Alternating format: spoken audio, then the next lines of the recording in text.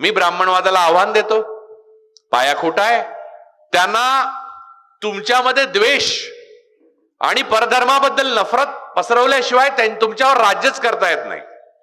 सृजनाची महतीच नाही. जावेद अख्तर फार सुंदर बोलले, या लोकांमध्ये, उजव्या लोकांमध्ये कवीच निर्माण होऊ शकत नाही, कारण सृजनच नाही. तुकाराम होईल का हो यांच्यामध्ये? नाही होणार तुकाराम महाराज. आणि तुकारामांना पुष्पक विमान येतं, बाजीरावांना नाही येत. याची काय गंमत आहे ती?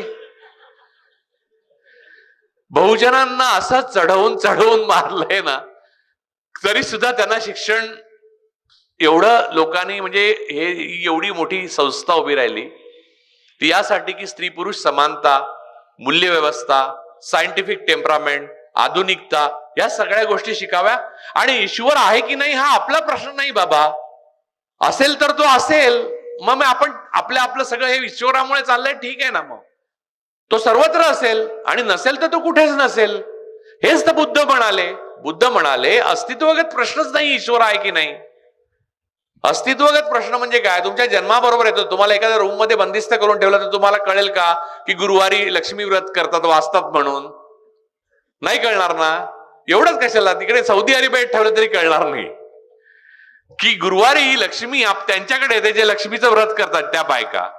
बहुसंख्य बहुजन घरामध्ये मी बघतो की लक्ष्मी व्रत. त्या दिवशी तर एक माझ्या मैत्रीण आहे, ती फिलॉसॉफीमध्ये तिने पीएचडी केलंय. शुक्रवारी आली आणि म्हणली मी आज नॉनव्हेज खात नाही. मी म्हटलं का बरं? तर माझ्या मुलीला मी म्हटलं, माझ्या बायकोला म्हटलं की अरे नॉनव्हेज का खात नाही? तर माझी मुलगी मला येऊन सांगते, ती म्हणते संतोषी मातेचं व्रत आहे तिचं म्हणून. अरे मी म्हटलं संतोषी माता ही खूप लेटेस्ट आहे म्हटलं, 1975 बर्थ. कारण संतोषी माता नावाचं कोणती देवीच नाहीये अख्ख्या पुराणांमध्ये सुद्धा. अर्थात प्रत्येक देवतांच्या जन्माचा एक काळ आहे आणि तो मी सांगू शकतो. म्हणजे तो बायोलॉजिकल नाहीये देव. देव हे नॉन बायोलॉजिकल आहे. आपल्याकडे सगळे ज्याला नमो नमो करतो ते सगळे नॉन बायोलॉजिकल आहेत, लक्षात ठेवा.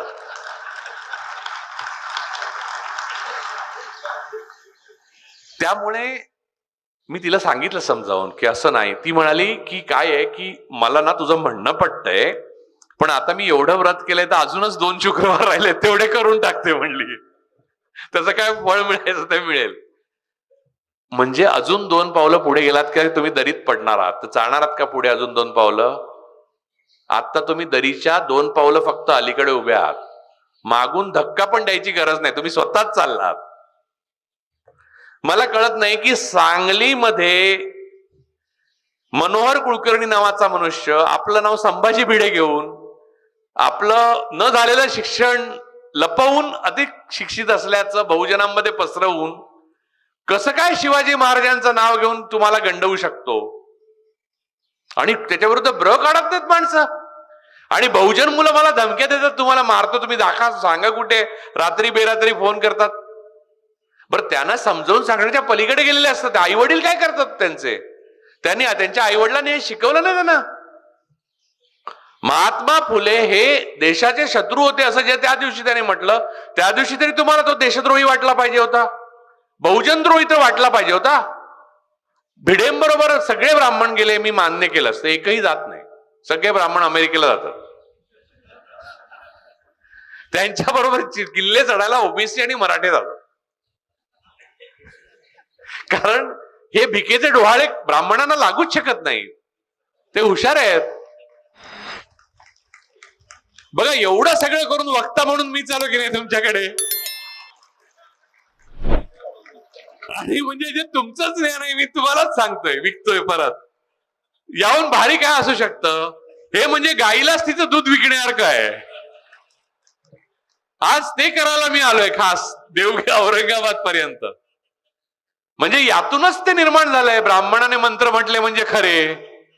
माझे वडील आता 12 सप्टेंबरला गेले. खूप त्याने म्हणजे मी खूप वाईट परिस्थिती काढली. 4 वर्ष त्यांना कॅन्सर बरोबर झुंजताना मी पाहिलं. आणि तेव्हा मला रोज वाटायचं की दुसऱ्या दिवशी सकाळी की त्यांचं आदल्या दिवशी जो खर्च झाला तो आता उद्या मी करू शकेन का. झोप यायची नाही मला मुळात निद्रानाशा ठेवा. पण ते गेल्यावर त्यांनी लिहून ठेवलं होतं की माझा सर्व विधी व्यवस्थित, कारण माहिती होतं की माझ्याकडनं काही कमी जास्त होण्याची शक्यता आहे. त्यांनी नीट लिहून ठेवलेलं. त्यांची एवढीच इच्छा होती की त्यांचे विधी व्यवस्थित व्हावे आणि काय ते सगळं काही धर्माप्रमाणे व्हावं, ब्राह्मण धर्माप्रमाणे. तर मी त्यांची इच्छा होती, तर मला बोलायला काही आधार नव्हता. माझ्या बायकोने पण सांगितलं, माझ्या मुलीने पण सांगितलं, सगळेच जण आले आणि त्यांनी केलं आणि ते चालू होतं. तर मला सगळंच पाठ आहे, माहिती आहे आणि त्याच्यात काही अर्थच नाहीये हेही मला माहिती आहे. परंतु ते सगळं ऐकताना माझ्या असं लक्षात आलं, आपण जन्मतो ते आपण मरतो, इथपर्यंत आपल्याला माहित असलेलं ज्ञान ऐकवायला आपण ब्राह्मणाला बोलावतो. कित्येक वेळा आपला शरीर धर्म काय आहे हेच ब्राह्मण संस्कृत मध्ये बोलत असतो, त्यालाच माहित नसतं काय आहे ते. अरे, या प्रकारची मानसिक आणि बौद्धिक गुलामगिरी पासून तुम्हाला तोडायला, महिलांना तोडायला ही महापुरुष कमी पडले, अजून जन्माला यायला पाहिजेत असं वाटतं का? वाट बघताय त्यांची काही यांचं लिखले. माझं म्हणणं, यांचं लिखाण जरी प्रत्येकाने आपल्या घरात मुलांना कंपल्सरी वाचायला लावलं ना, तरी बऱ्याच गोष्टी बदलल्या असत्या. नाही, आता जरा लेट झालाय, म्हणजे आता घड्याळाचा नाही, कॅलेंडरचा. आता लेट झालाय, सत्ता बदलली आहे, त्यामुळे 11 वर्ष तुम्ही गुलामगिरीत आहात हे तुम्हाला सांगायला आलो होतो. आणि या गुलामगिरीचा फास तुमच्या भोवती अधिक जोरात येतोय. तुमचा शत्रू अब्दुल नाहीये, अब्दुल मित्र आहे तुमचा. इस्लाम, मी नाही म्हणत आहे, विवेकानंदाने लिहून ठेवलंय, इस्लामचा भारतात तलवारीने प्रसार फार थोडा झाला. सर्वात जास्त प्रसार आपल्या जाती व्यवस्थेमुळे झाला. आणि इस्लाम हा ब्राह्मणवादाला शत्रू का वाटायला लागला? तो ह्याच कारणाने. ख्रिश्चॅनिटी पण ब्राह्मणवाद, गोळवलकरांनी शत्रू लिहून ठेवले. इस्लाम, ख्रिश्चन, कम्युनिस्ट, सगळे तिघेही वेगवेगळे दोष असतील तिघांमध्ये, पण तिघेही ब्राह्मणवादाच्या जाती व्यवस्थेला मारतात, हे लक्षात घ्या. आणि ही जाती व्यवस्था नष्ट होऊन सत्तेत असलेले मुसलमान जाती नाकारल्या आणि आपण मुस्लिम झालो तर पद मिळतं. बरं, मुसलमान राजे आपल्याकडे होते, आता मोगलांची सत्ता होती, बहुजनांच्या डोक्यात जी आता जे इंजेक्शन दिली जात आहेत त्याच्यावर आपण थोडंसं बोलूया. एवढे वर्ष औरंगजेबापर्यंत, औरंगजेबासारख्या क्रूरकर्म्यापर्यंत सत्ता मोगलांची होती आपल्याकडे. त्या काळामध्ये हिंदू सगळे पदावर होते. औरंगजेबाकडे पण सगळे ऍडमिनिस्ट्रेशन मध्ये हिंदू होते. त्याने अजिबात मुसलमान वगैरे करण्याची अट घातली नाही की नोकरी देईन, मुसलमान झाला तर नोकरी. तो घालू शकला असता, त्याने घातली नाही.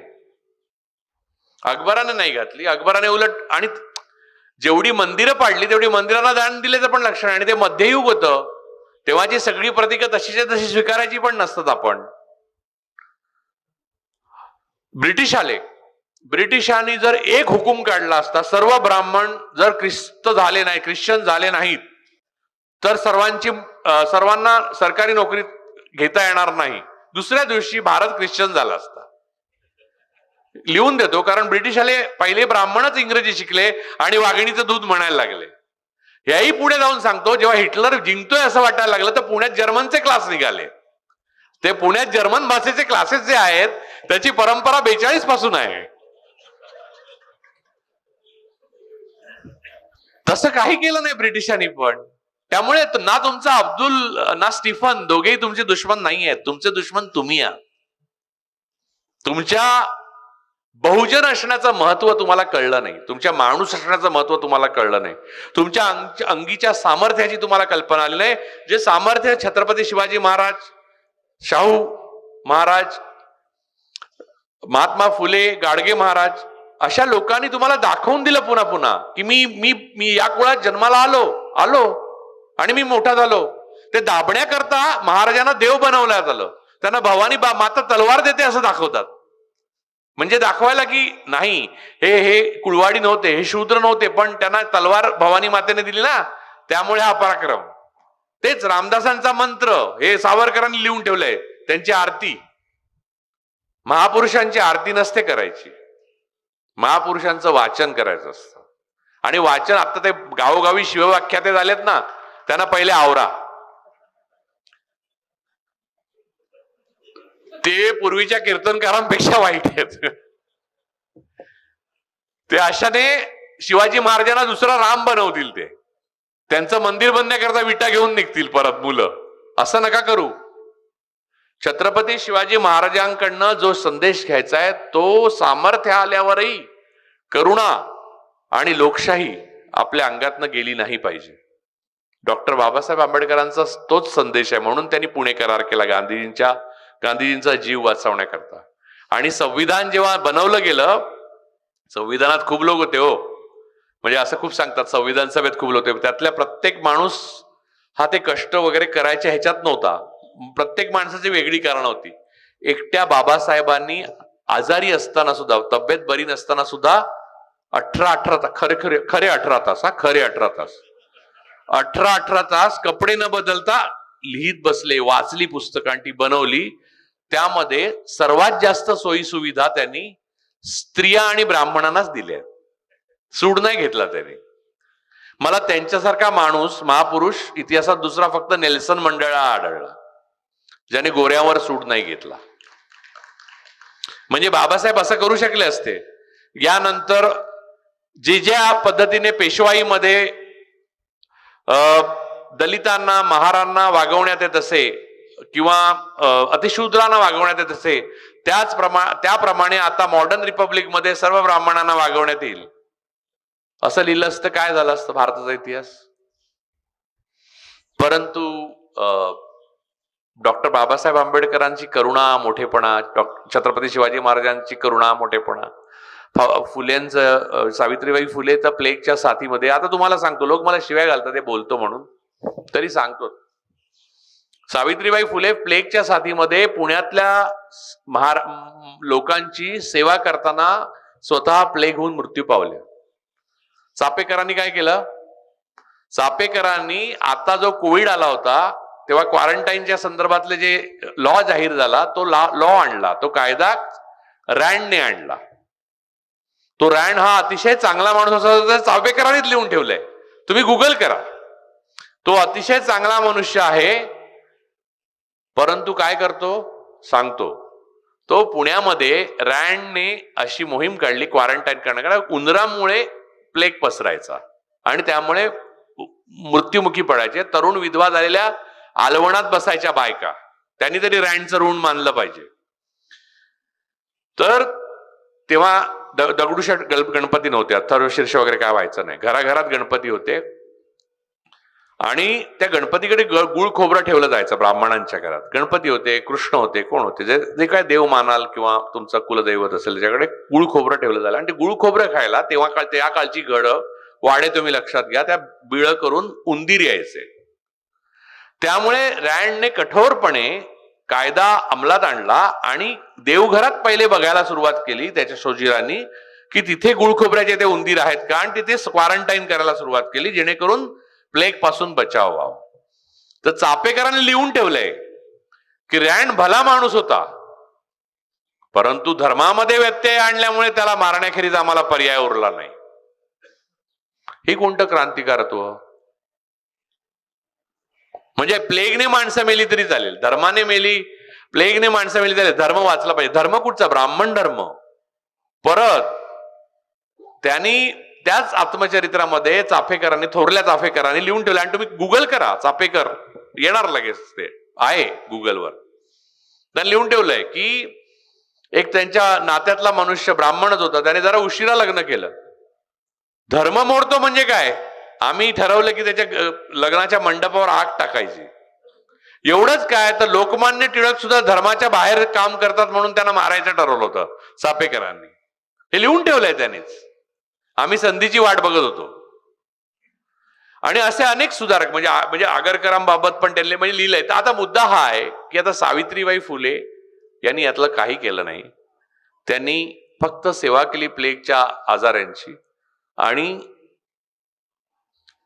त्या सेवेमध्ये त्यांनी आपलं बलिदान दिलं. त्या अगोदरच्या आयुष्यात त्यांनी तिथल्या स्त्रियांना पुण्यामधल्या शिकवण्याकरता शेणाचे गोळे खाल्ले, ब्राह्मणांचे, सनातन्यांचे. हेच सनातन धर्म सांगतात ना, त्या सनातन्यांचे शेणाचे गोळे खाल्ले. आणि त्या काळात ब्राह्मण स्त्रियांची स्थिती फार अवनत होती. त्यांना तारुण्यात वैधव्य यायचं, कारण मंत्रोपचार आणि आसव चाटणाने काय बरा व्हायचे नाहीत पुरुष. तेव्हा इंजेक्शन वगैरे काय आली नव्हती, मॉडर्न मेडिसिन नाही, त्यामुळे ते लवकर जायचे. आणि मग आयुष्यभर तिला एखाद्या म्हणजे डोक्यावरचे केस काढून लाल, त्या काही सिरियल मध्ये वगैरे तुम्ही बघत असाल त्याचं ग्लोरिफाईड व्हर्जन, आलवण म्हणजे ते लाल लुगडं नेसून त्यांना आयुष्य काढायला लागायचं. तर त्यांचा संपर्कात येणारा एकच पुरुष म्हणजे न्हावी, जो केस त्यांचे काढायला यायचा. कधी कधी शरीर धर्माच्या स्वाभाविकतेला बळी पडून त्या स्त्रिया गरोदर व्हायच्या.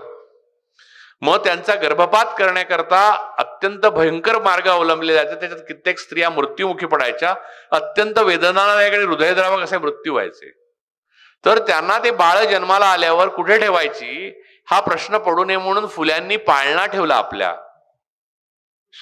घराच्या बाहेर, आणि तिथे त्या पाळणा ठेवायची सोय केली.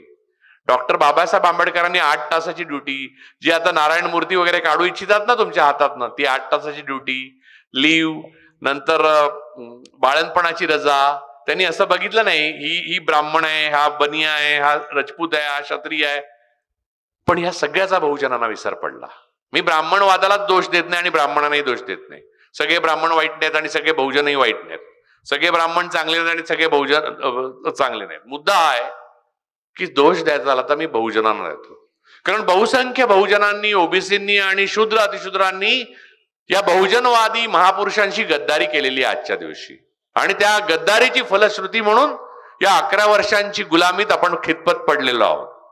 मला गुजराती मित्र म्हणतात आम्ही 23 वर्ष दुरुस्ती करत जा. मी म्हटलं ठीक आहे, मी आज तुमच्याकडे दुरुस्ती केली, यानंतर गुजरात 23 वर्ष आणि भारत 11 वर्ष असं म्हणेन. हे दूर करणं, हा अंधकार दूर करणं तुमच्या हातात आहे. तुमची ही प्रतीक आहे. तिथे तुमच्यात हिंमत पाहिजे. जर महात्मा फुलेंचं मोठेपण आणि सावित्रीबाई फुलेंचं मोठेपण आज सांगणार असू आपण, तर तुम्ही काय करताय? अथर्व शीर्ष म्हणणाऱ्या महिलांपुढे उभं राहून तुम्हाला सांगण्याची ताकद पाहिजे की बाई ग, सरस्वती आली नव्हती तुला शिकवायला, तुला सावित्री आली होती. मग ती ब्राह्मण असो, क्षत्रिय असो, मराठा असो, कुणबीण असो, ओबीसी असो, लोहार असो, सुतार असो, कोणी असो, महिला असेल तर तिला शिकवायला कोण आलं होतं? हे एकच नाही, अशा 50 गोष्टी आहेत तुमच्याकडे प्रतीकांच्या.